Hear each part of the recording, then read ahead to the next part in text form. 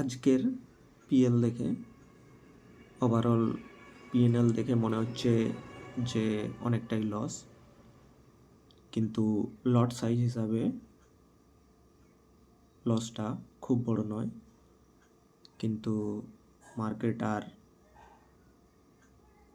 আমার সাইডে মুভ করবে বলে মনে হচ্ছে না, কারণ নিফটি 50-র যে চার্টটা 25,000 এতটা গ্যাপ ডাউনের পর 25,600 ওপরে একটুক্ষণ স্টে করবে এরকম আশা করা গিয়েছিল, কিন্তু 25,600 কাছে 10 মিনিট ধরে ট্র্যাপ করার পর নিচে আসে এবং 25,525-এর কাছে সাপোর্ট নিয়ে বারবার 25,550-এ যাচ্ছে এবং নিচে আসছে। তো ধীরে ধীরে প্রিমিয়াম ডিকে হওয়াও শুরু হয়ে গেছে। তো হয়তো এর পরে রিকভারি আসবে, কিন্তু খুব বেশিক্ষণ ওয়েট করা সম্ভব হবে না, কারণ প্রিমিয়াম ডিকেও হতে থাকবে এবার। তো মার্কেটের সঙ্গে খুব বেশি জেদ করা উচিত নয়। চার্টে যা দেখা যাচ্ছে সেটাই মেনে নিয়ে চলতে থাকাটা ঠিক হবে। তো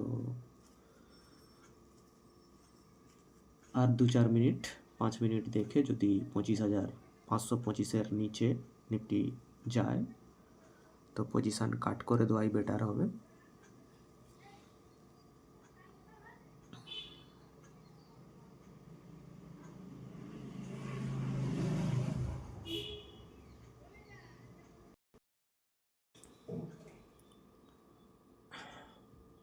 সেম জায়গা থেকে বারবার বাইং আর সেম জায়গা থেকে বারবার রিজেকশান আসছে, না প্রিমিয়াম বাড়ছে না প্রিমিয়াম কমছে, একই জায়গার মধ্যে ফ্লাকচুয়েশন করছে।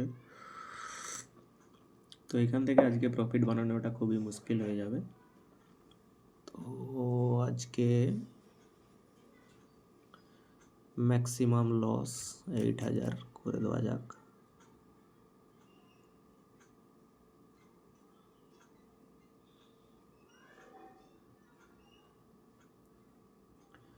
সেলারদের ইনভাইট করে এখান থেকে ট্র্যাপ করা খুবই কষ্ট হবে।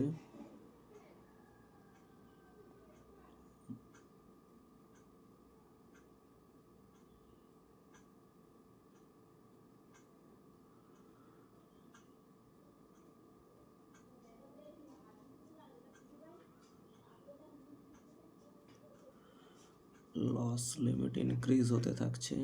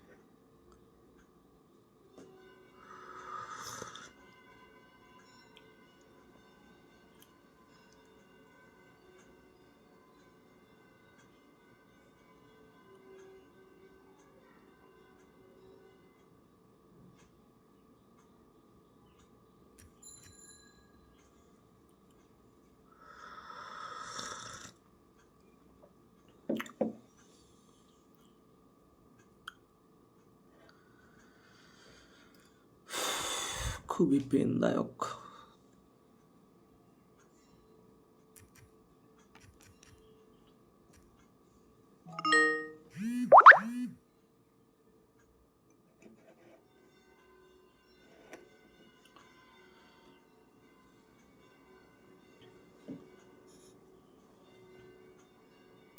ওভারঅল ক্যাপিটালের তো 10-12%, কিন্তু পরপর দুদিন market continuous stop loss hit করালো, তো আমার দিকে মুভ নেই। তো ঠিক আছে, মার্কেট এভাবে তো ট্র্যাপিং করতেই থাকে, এটা মার্কেটের পার্ট। আবার নেক্সট দিন ট্রেড নিলে আপডেট জানাচ্ছি। ধন্যবাদ।